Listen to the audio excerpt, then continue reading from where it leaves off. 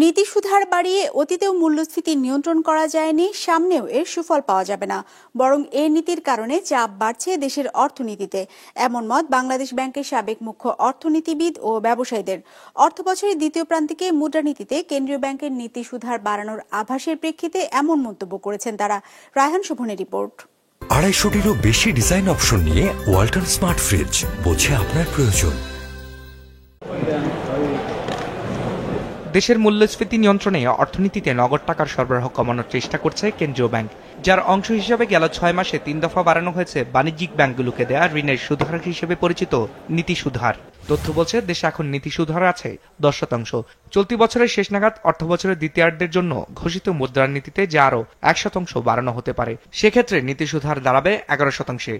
উদ্দেশ্য মূল্যস্ফীতিকে 7% নামিয়ে আনা। বাংলাদেশ ব্যাংক যদি নীতি সুদহার বাড়িয়ে, শুধুমাত্র নীতি সুদহার বাড়িয়ে মূল্যস্ফীতি নিয়ন্ত্রণ করার চিন্তা করে, সেটা কতটুকু সফল হবে সেটা বলা খুব দুষ্কর।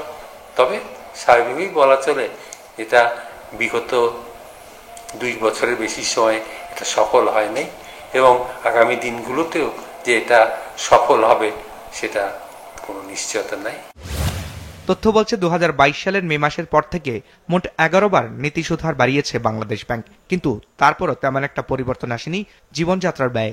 এমনকি 2023 সালের তুলনায় 24-এ বেড়েছে গড় মূল্যস্ফীতির হার। পরিসংখ্যান ব্যুরোর তথ্য মতে 2023-এ দেশে গড় মূল্যস্ফীতির হার ছিল প্রায় 9.5%। 2024-এ যা ছিল 10.34%। সবশেষ ডিসেম্বর মাসে এ হার ছিল 10.89%। তারপরেও কেন কমছে না মূল্যস্ফীতি? বাংলাদেশ ব্যাংক এককভাবে তার নীতি সুদহার বাড়াচ্ছে, এবং তার ফলে অর্থনীতির কিন্তু এটা বিভিন্ন ধরনের চাপ সৃষ্টি করছে। মূল্যস্ফীতি কমছে না, কিন্তু অন্য চাপ সৃষ্টি হচ্ছে, কারণ এর ফলে সুদের হার বেড়ে যাচ্ছে। যারা ব্যবসায়ী বা তারা তাদের বিনিয়োগ করার জন্যে অথবা তাদের ওয়ার্কিং ক্যাপিটাল সরকার ব্যাংক থেকে ঋণ নেওয়ার জন্যে তাদের খরচ বেড়ে যাচ্ছে। ফলে হচ্ছে কি, তারা যদি এই বেশি সুদ হারে তারা যদি ঋণ গ্রহণ করেন, ফলে তাদের উৎপাদিত পণ্যের মূল্যটাকে তাদের কিন্তু বাড়াতে হবে। এই এককভাবে নীতি সুদহার বাড়িয়ে তার থেকে আমরা সুফলের চেয়ে আমরা কুফল বোধহয় আমরা বেশি পাবো। মূল্যস্ফীতি না কমলেও নীতি সুদহার বাড়লে বাড়ে কেন্দ্রীয় ব্যাংক থেকে নেওয়া ব্যাংকগুলোর ধারের খরচ, যা সমন্বয় করতে ব্যাংকগুলো গ্রাহক পর্যায়ে বাড়িয়ে থাকেন ঋণের সুদহার। অর্থাৎ ব্যাংকের পাশাপাশি বাড়ে ব্যক্তি খাতের খরচও।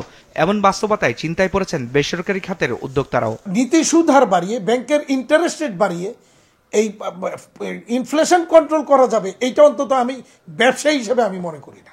এক তো ইনফ্লেশনে এফেক্ট হচ্ছেই, ইনফ্লেশন কিন্তু কমছে না, বাড়ছে। আর দ্বিতীয়ত হচ্ছে আমরা ব্যবসায়ীরা মরে যাচ্ছি, কারণ প্রতি মাসে যখন আমার ইন্টারেস্ট রেট বেড়ে, আমি যে মানে টাকা নিয়েছি, লোন নিয়েছি, এটার উপর যখন ওই ইন্টারেস্টে ইম্পোজ হচ্ছে, বা আমি ব্যবসা করতে গিয়ে যদি এরকম হাই ইন্টারেস্ট রেট দিয়ে আমার টাকা নিতে হয়, টাকা তো আমার অহরহই নিতে হয়, নানা কারণে টাকা নিতে হয়, সেখানে যদি আমাকে এত বড় একটা ইন্টারেস্ট গুনতে হয়, কোনোভাবেই সেই ব্যবসা সার্ভাইভ করতে পারে না। ব্যবসায়ী ও অর্থনীতিবিদদের মতে শুধু নীতি সুদহার বাড়িয়ে মূল্যস্ফীতি নিয়ন্ত্রণ সম্ভব নয়, বরং এটি নিয়ন্ত্রণে দরকার কেন্দ্রীয় ব্যাংকের পাশাপাশি সরকারের অন্যান্য মন্ত্রণালয়ের সমন্বিত উদ্যোগ। রায়হান শোভন, বিজনেস রিপোর্ট, মাছরাঙা টেলিভিশন।